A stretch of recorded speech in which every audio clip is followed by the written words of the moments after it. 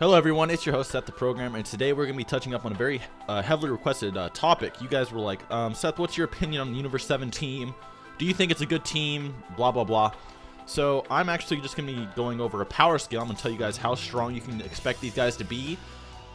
Remember, everything I give in this video is actually weaker than what they will be. I'm just giving you a general gist of how strong they are. I think the most interesting analysis in this video will be Master Roshi, because a lot of people downplay him for whatever fucking reason, because, well, he was weaker than King Piccolo, you know? So they downplay Master Roshi. I think everyone else is pretty self-explanatory, but I'll go over a brief description of everybody. So let's start from, we're going to be going from right to left on the poster, you know? So we're going to be starting off with my boy Piccolo. I fucking love this dude, and I was glad that he got in the Universe 6 tournament, and he whooped some Frost ass. Okay, so starting off with Piccolo. The thing about Piccolo is that Piccolo was training with Gohan, okay? Now, the thing about Gohan is that Gohan is kind of rusty, and I'm going to be doing Piccolo and Gohan at the same time because they kind of correlate to each other because Piccolo does scale to him, is that Gohan is rusty, but he's not, like, complete fodder to his mystic form, okay? He's actually relativistic. If you want to get technical, Tagoma, or Tagoma, potato, Tagoma was stated by Gohan to be as strong as Gohan in his prime, which is Mystic Gohan level. So Tagoma is Mystic Gohan level in Revival of F, okay? And Piccolo is taking hits from this guy and not dying. Gohan's taking hits from this guy and not dying. And then when Gohan goes Super Saiyan, he fucking one-shots a Mystic Gohan level fighter. Bam, right there, done. It's over. Gohan is stronger than he ever has been with his new Super Saiyan stacked on his weakened Mystic form. And then what you need to realize is he trains on top of this. He gets back into shape a little bit.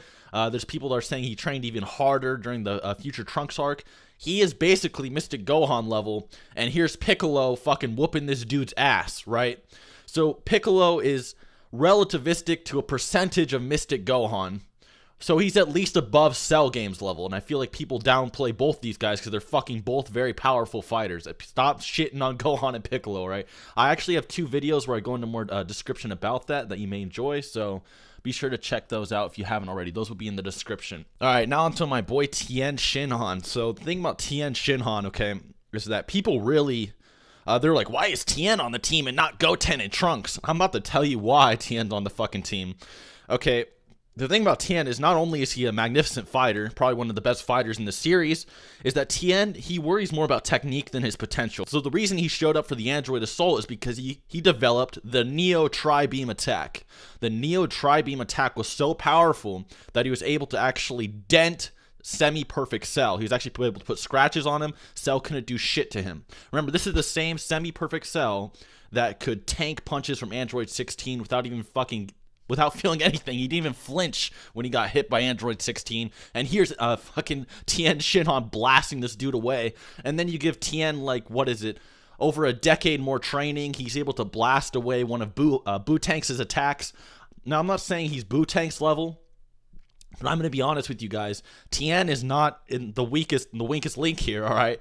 Tien is stronger than both the androids on the team, easily. He would fucking a bloodlusted Tien would solo both androids 17 and 18, and he could probably shit on Goten and Trunks as well, if he used the Neo Tri-Beam. So I'm actually going to predict for you guys that Tien is going to be a lot like Piccolo was. He's going to be relying a lot on his technique, and I wouldn't be surprised if he bodied someone with his fucking Tri-Beam, because that shit was deadly. I'd also like to bring up something about like the android level fighters in Tien, is that first form Frieza casually obliterated planet Vegeta, a planet with 10 times the gravity of Earth, okay?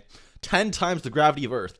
And the thing about his explosion is that not even the main explosion actually destroyed the planet. Just the pure, like, presence of his energy sent the planet flying. And then his shit exploded, which takes about 1.7 tenatons of force, which is small star level just at first form Frieza. And then imagine the androids that can one-shot final form Frieza. And then imagine Tien Shinhan's Tri-Beam that can one-shot the androids. So you really got to take that into consideration. Tien is honestly just a monster when it comes to power, and you really got to stop overlooking him. Same goes for Piccolo and Gohan.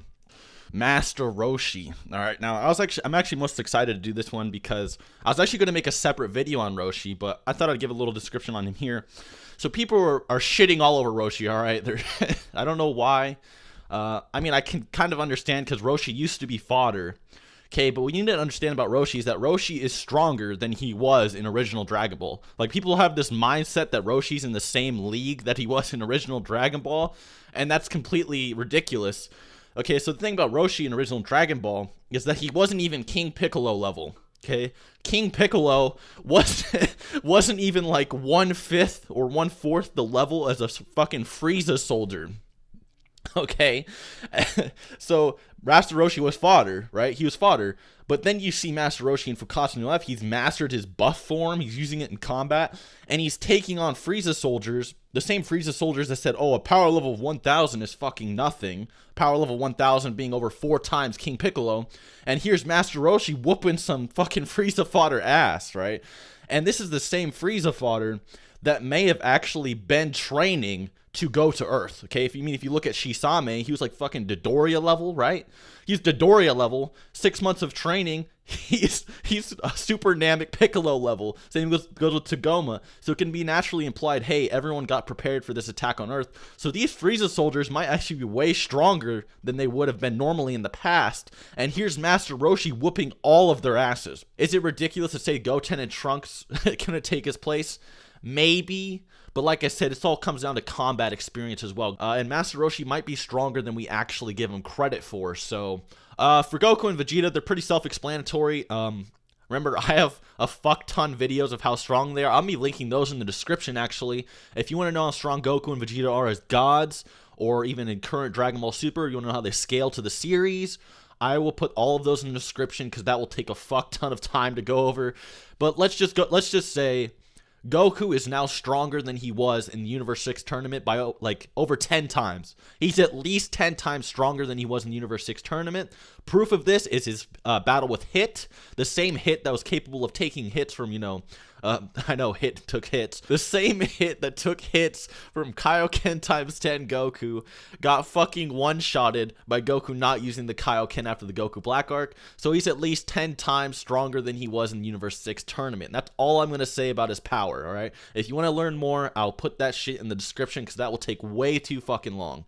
Okay, and the thing about the androids is that Android 17, he was confirmed stronger than Android 18, right? But Android 18 has been kind of training with Krillin. She's been kind of learning some martial arts and getting into shape.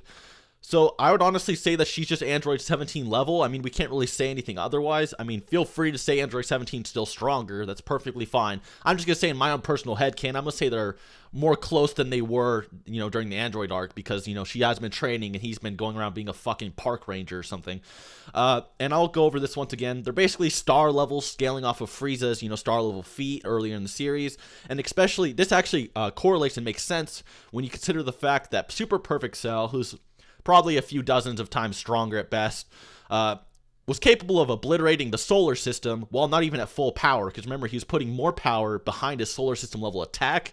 So yeah, the androids being at least star levels, capable of blowing up the sun, does make a lot of sense. So they're at least star level, and weaker than Tien Shinhan's Tri-Beam. Now, is Tien stronger than the androids in base? I'll leave that up to you guys. Okay.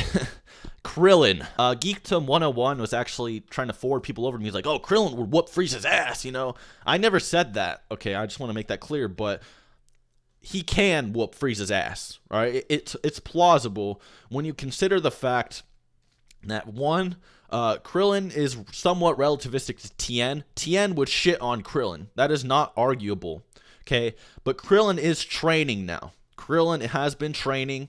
He has been getting a lot stronger. He's training with God Goku right now. Krillin's training with a god right now. Okay, so Krillin's going to be a fucking beast in this tournament. I guarantee you Krillin is going to be a beast. So he's at least going to be android level after this tournament probably. And honestly, the flyers for Krillin are like, oh, the strongest Earthling is Krillin. So, I mean, if Toriyama is just going to fucking ignore power scaling, which he usually does, then Krillin might be stronger than Tien. And if that's the case, Krillin honestly might be android level. Krillin has been moving his ass in gear and has been training, so I'm going to predict that Krillin will make a flashy appearance in this, and that's why he's getting his own little training special, is that he's going to be much stronger. And Majin Buu is Majin Buu.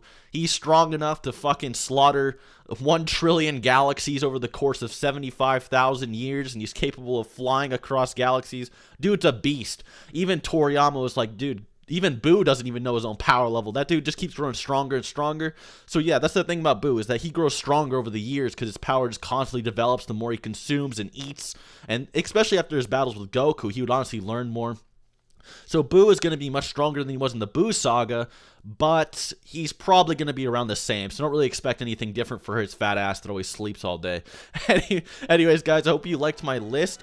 This isn't really opinionated. This is actually kind of more factual. Where I did use my opinion, I did say, oh, that's my headcanon. I always do that. If you guys enjoy what I do, be sure to subscribe. Hope you enjoyed. Hope you learned something. And until next time.